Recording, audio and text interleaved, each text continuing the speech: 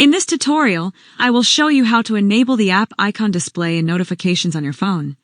This hidden option can help you easily identify the source of notifications by displaying a small app icon next to each notification. If you've ever wanted your notifications to be more organized and easier to recognize, this is the perfect feature for you. Let's find out how to activate it.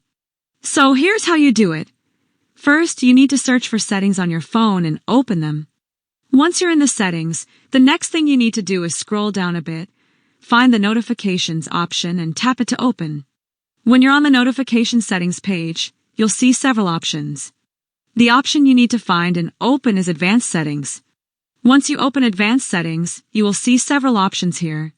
Look for the option called Show App Icon in Notifications and simply enable it by toggling the switch to the right.